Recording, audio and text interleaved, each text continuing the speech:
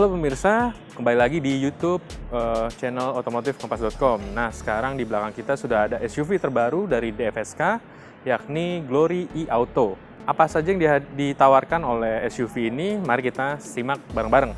Nah, pemirsa, SUV Glory e-Auto ini merupakan SUV yang sudah dihadirkan DFSK pada gelaran Gias 2019 lalu. Kalau diperhatikan, ada yang berbeda dengan model terbaru ini. Kita lihat dari depan, perubahannya cukup signifikan karena ini adalah varian teratas, jadi berbeda dengan Glory 580 yang sebelumnya menjadi varian teratas. Grillnya nampak eksklusif ya, kalau saya bilang modern dengan model menyebar seperti itu. Yang menarik adalah lampu utamanya, dia sudah full LED. Kita lihat tuh ada bilah-bilahnya dengan DRL, serta ada tambahan fog lamp-nya juga LED. Dengan tambahan under front lip di bagian bawah. Secara singkat, sebenarnya dia tidak berbeda jauh dengan Glory 580 karena menggunakan basis yang sama. Tapi, si Glory e-Auto ini lebih panjang sekitar 20 mm dari 580. Nah, sekarang kita lihat bagian samping. Mari. Nah, di bagian samping Glory e-Auto menawarkan yang berbeda dengan Glory 580. Kalau di Glory 580, ringnya itu 17 inci. Di Glory e-Auto ini 18 inci. Dan kalau kita lihat, yang menariknya adalah DFSK memberikan kaliper berwarna merah yang menurut saya sih sporty banget ya. Dan baik roda depan maupun roda belakang itu sudah menggunakan cakram sebagai teknologi pengereman. Kalau dari bagian samping juga kita lihat, yang menarik adalah spionnya ini sudah elektrik dengan lampu sein di bagian luar. Kemudian kalau dari samping pun garisnya tegas ya, menandakan SUV yang kokoh dan masih diberikan ornamen chrome di bagian list samping dan juga handle pintu. Sekarang kita lihat ke bagian belakang. Nah, kita sampai di bagian belakang. Bagian belakangnya menurut saya tidak berbeda jauh dengan 580, masih simple ya. Stop lamp-nya besar dengan LED, ini menyala. Kemudian ini sudah ada tulisannya e-Auto untuk membedakan dengan varian lain. Kalau dari belakang sini kita ngeliat ada shark fin, antenanya sudah shark fin dengan ada high mount stop lamp. Terus di bagian belakang juga kita melihat ada sensor parkir, itu 2, 3, 4 dengan kamera belakang untuk kemudahan parkir bagi pengemudi. Sekarang coba kita buka bagasinya. Glory e-Auto ini sudah menggunakan kemudahan power back door ya. Jadi dia otomatis terangkat. Nah, kita lihat bagian belakangnya.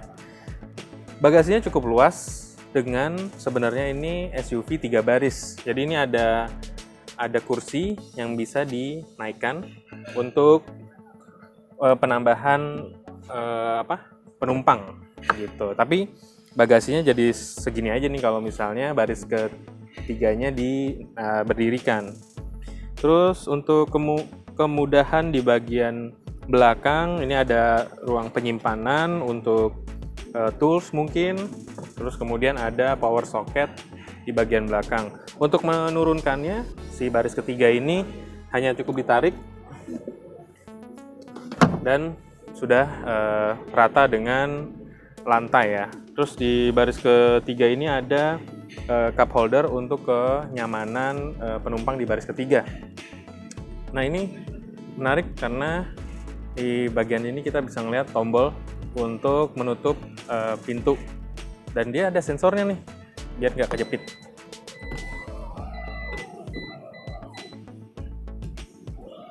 Tuh, ada sensornya. Jadi sekarang kita coba masuk ke baris pertama. Nah pemirsa, sekarang kita ada di baris pertama Glory e-Auto. Kalau saya bilang dari desainnya nggak banyak perubahannya dari 580, masih tetap dengan desain yang menurut saya driver oriented. Nah, yang saya perhatikan adalah Glory e-Auto ini menjadi lebih mewah daripada 580. Ini terlihat dari soft touch di beberapa bagian, serta ada ornamen kayu di bagian dashboard. Kemudian dari dashboard ini juga diberi pemanis sentuhan chrome ya, jadi terlihat memang lebih mewah dibanding saudaranya Glory 580. Dari kenyamanan, untuk jok terasa semi bucket ya, dengan lapisan kulit. Dan ini menariknya sudah elektrik untuk pengaturannya, jadi maju mundur serta rebah. Nah, pengaturan elektrik ini juga hadir di sisi penumpang. Kemudian untuk meter cluster, kalau saya bisa bilang tidak terlalu modern, tapi punya kesan untuk lebih menarik. Di tengah juga ada MID yang berisi beragam informasi seperti jarak, kemudian ada kecepatan, serta tire pressure. Beranjak ke tengah, yang paling utama jadi perhatian adalah head unit dengan desain floating, layar sentuh. Di sini ada navigasi, ada radio, ada sambungan telepon melalui Bluetooth, kemudian ada pengaturan AC juga yang bisa diatur, serta ada pemutar musik, video, dan juga foto. Nah, pengaturan AC-nya sendiri masih menggunakan tombol ya, tapi di sini DFSK membuatnya jadi lebih modern dan eksklusif dengan sentuhan chrome itu tadi. Ini sayangnya belum dual zone karena pengaturannya masih satu tempat. Nah, yang menarik lagi di bagian tengah ini adalah hadirnya kamera 360 untuk kemudahan parkir, baik di depan maupun di samping dan belakang itu terlihat jelas. Kemudian beranjak ke konsol tengah. Konsol tengah ini kalau saya perhatikan mengingatkan pada desain-desain mungkin Mazda dan BMW, di mana ada dial untuk pengaturan audio. Di sini ada tombol home, ada telepon, display untuk mematikan dan menghidupkan layar, serta volume, dan semuanya bisa diatur melalui tombol dial ini, diputar-putar. DFSK Glory e-Auto juga sudah menerapkan electric parking brake, sehingga kenyamanan untuk pengemudi terasa cukup mewah ya, dengan ada fitur Hill Start Stop Assist. Fasilitas lain dari Glory e-Auto adalah hadirnya sunroof di bagian kabin. Ini cukup besar ya, dari baris pertama hingga ke baris kedua. Ada tombol buka tutupnya di bagian atas ini, bisa diatur seberapa besar bukaannya, serta ada tirai penutupnya. Jika silau gitu, ini kita bisa tutup. Nah, pemirsa, salah satu fitur yang diunggulkan dari Glory e-Auto adalah hadirnya voice command di SUV ini. Untuk mengaktifkan fitur voice command ini hanya dengan menekan tombol ada di bagian kanan setir, atau kita bisa bilang, "Hi Glory, open driver window." Ya, semudah itu. "Hi Glory, close driver window." Nah, fitur voice command ini ada beberapa perintah yang bisa diucapkan, seperti membuka sunroof, kemudian membuka semua jendela, ya fitur-fitur general aja sih, dan tetap harus pakai bahasa Inggris gitu. Menarik kan? Nah, kemudian fitur lain yang tadi saya sempat bilang, Glory e-Auto ini punya kamera 360 derajat, dan salah satunya fiturnya adalah perekam, fitur kamera perekam. Jadi di menu pada head unit ada DVR, di sini bisa melakukan perekaman, dan tentu saja dengan menyertakan kartu memori. Nah, itu tadi fitur dan kenyamanan dari baris pertama. Kalau bisa dinilai sih ini peningkatan besar dari Glory 580 ya. Nah, sekarang kita coba ke baris kedua. Nah, pemirsa, sekarang kita ada di baris kedua Glory e-Auto. Cukup nyaman ya, di baris kedua ini seperti saya bilang tadi, joknya sudah dilapisi kulit, terus cukup nyaman juga, ada sabuk pengamannya juga untuk keamanan. Di tengah juga ada sandaran dan cup holder. Ini bisa diisi 3 orang. Terus kenyamanan dari penumpang baris kedua itu ada kisi-kisi AC di bagian tengah, dan juga penyimpanan di sini. Sayangnya belum ada colokan ya, atau power outlet untuk pengisian daya. Soal ruang kepala, bisa dilihat dengan tinggi saya 169 cm, masih cukup lega. Kemudian ini karena jok pengemudinya tadi belum dimajuin, tapi bisa dibilang ini ruang kakinya cukup lega ya, karena ini bisa dimajuin lagi. Satu lagi di kenyamanan di baris kedua ini adalah penumpang bisa mengatur jarak nih. Ada tuas di bagian bawah untuk maju dan mundur. Nah, ini paling jauh nih maju gitu. Nah, gimana untuk masuk ke baris ketiga? Kita lihat sama-sama. Nah, sekarang kita melihat bagaimana akses masuk untuk ke baris ketiga. DFSK tidak menyediakan tombol quick release ya. Di sini kan biasanya itu ada nih di bagian atas ini.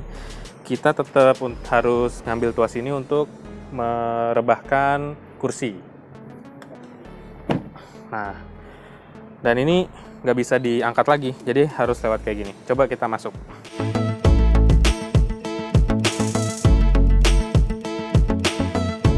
Nah, sekarang saya ada di baris ketiganya Glory e-Auto. Kalau bisa dibilang sih, aksesnya sulit ya untuk masuk dengan ukuran badan sebesar saya.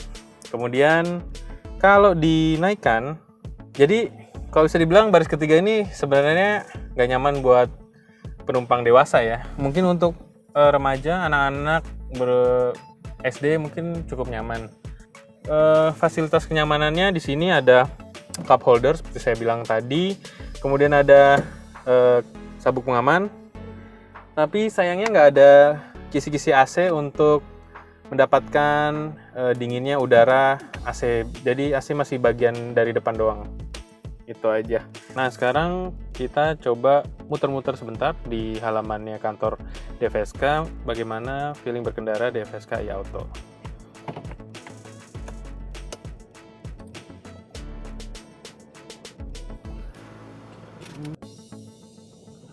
Oke, mesti sebentar, tapi saya udah bisa mencoba mengingat feeling berkendaranya mirip dengan Glory 580, karena secara dimensi sama, kemudian sudut pandangnya juga hampir mirip.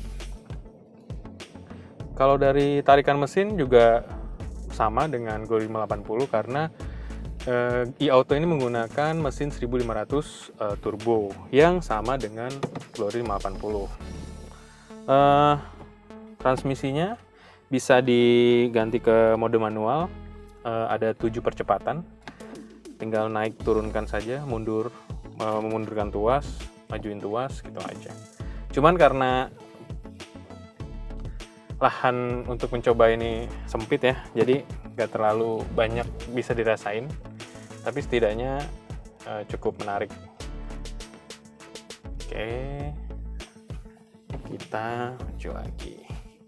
Glory e-Auto ini juga udah pakai electric power steering ya, cukup mudah tadi memutar kemudinya, cuman memang terasa berat.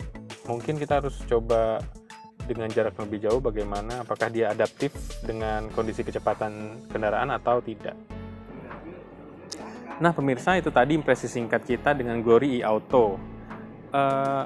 Saat video ini Anda lihat, DFSK belum memberikan informasi mengenai berapa harga yang dipasang untuk SUV ini. Tapi jika melihat dari harga Glory 580 yang tertinggi itu 315 juta, itu artinya Glory e-Auto akan ada di atasnya itu. DFSK juga bilang Glory e-Auto ini dihadirkan 2 varian dan akan hadir secara resmi pada April mendatang.